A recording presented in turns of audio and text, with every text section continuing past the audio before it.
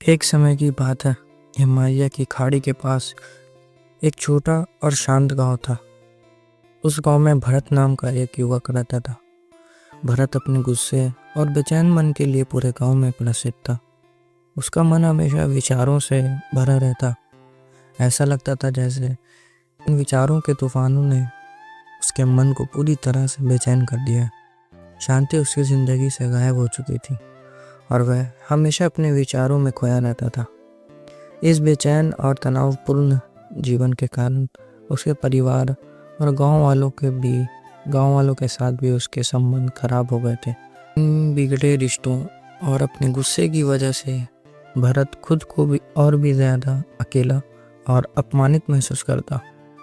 यह स्थिति उसे और भी गहरे मानसिक तनाव की ओर धकेल रही थी। एक दिन भरत गांव की गलियों में टहल रहा था। चलते चलते उसकी नज़र एक बौद्ध भिक्षु पर पड़ी जो एक पेड़ की छांव में ध्यान कर रहे थे। भिक्षु के चेहरे से एक अद्भुत शांति और एक सुकून दिख रही थी। इस आनंद शांति ने भरत को भिक्षु की ओर आकर्षित किया। जब भरत भिक्षु के पास पहुंचा तो उसने महसूस किया कि भिक्षु के आसपास एक सकारात्मक ऊर्जा फैली हुई है। भरत को यह समझ आ गया कि यह शांति और सकारात्मक ऊर्जा भिक्षु के भीतर से आ रही है। इसलिए वह उनके ध्यान खत्म करने का इंतज़ार करने लगा। कुछ समय बाद जब भिक्षु ने अपनी आंखें खोली तो उन्होंने भरत को अपने सामने बैठा देखा। भरत तनावग्रस्त और नकारात्मक भावनाओं से भरा हुआ लग रहा था। भरत ने भिक्षु को देखा और बहुत विनम्रता से कहा, गुरुदेव, मेरा मन बहुत अशांत है। मेरे मन के विचार मुझे खा रहे हैं। मैं एक पल के लिए भी शांति महसूस नहीं कर पाता। क्या आप मुझे सिखा सकते हैं कि मैं अपने इस बेचैन मन को कैसे शांत कर सकता हूँ? भिक्षु ने भरत की परेशानी को समझा और उसे दयालुता भरी नज़रों से देखा। फिर उन्होंने कहा, मेरे बच्चे, मैं तुम्हें एक कहानी सुनाना चाहता हूँ। इस कहानी में मानसिक शांति और खुशी के राज छिपे हुए हैं। क्या तुम इसे सुनना चाहोगे? भरत ने उत्सुकता से सिर हिलाया और पूरी एकाग्रता के साथ कहानी सुनने के लिए तैयार हो गया। उसकी जिज्ञासा चरम सीमा पर थी। बहुत समय पहले एक शहर में शक्ति नाम का एक आदमी रहता था। शक्ति बहुत महत्वाकांक्षी व्यक्ति था। उसे हर काम में दूसरों से तारीफ और मान्यता चाहिए होती थी, लेकिन अगर कोई उसे असफलता या आलोचना की बात कहता तो वह गहरे तनाव और चिंता में डूब जाता।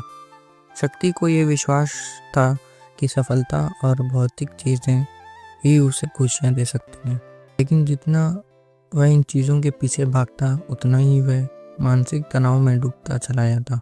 फिर अचानक एक दिन शक्ति की मुलाकात उस समय के एक प्रसिद्ध बुद्ध भिक्षु महाकौशल से हुई। महाकौशल अपने शिष्यों को ध्यान सिखाते थे और खुद एक अत्यधिक ध्यान मग्न और प्रबुद्ध व्यक्ति थे। महाकौशल की अद्भुत एकाग्रता और शांति से प्रभावित होकर शक्ति ने उनसे पूछा, गुरुदेव, मैं हमेशा सफलता के पीछे भागता हूँ और हर समय अधिक पाने की कोशिश करता हूँ, फिर भी मुझे कोई अस्थायी संतोष या आत्मसंतुष्टि नहीं मिलती। इस निरंतर बेचैनी के बीच मुझे शांति कैसे मिलेगी? महाकौशल ने शक्ति की बात सुनी और उसे दयालुता भरी नज़रों से देखा। उन्होंने कहा, तुम्हारा मन एक अशांत नदी की तरह है जो हर समय बहती रहती है। ये कभी स्थिर नहीं रहता। इसलिए अपने इस बेचैन मन को शांत करने के लिए तुम्हें अपने विचारों को बिना किसी बाधा के जाने देना सीखना होगा। शक्ति ने आश्चर्य से पूछा, मैं अपने विचारों को कैसे जाने दूं? आखिरकार मैं अपनी इच्छाओं और महत्वाकांक्षाओं से जुड़ा हुआ हूँ। कौशल मुस्कुराए और बोले, कल्पना करो कि तुम्हारे हाथ में पानी से भरा एक गिलास है। अब जितना देर तुम इसे पकड़ोगे ये उतना ही भारी होता जाएगा, और अगर तुम इसे बहुत देर तक पकड़े रहोगे तो तुम्हारा हाथ दुखने लगेगा, लेकिन जैसे ही तुम इसे छोड़ दोगे तुम्हारा बोझ खत्म हो जाएगा। भरत ने यह कहानी ध्यान से सुनी और इसके संदेश को समझा।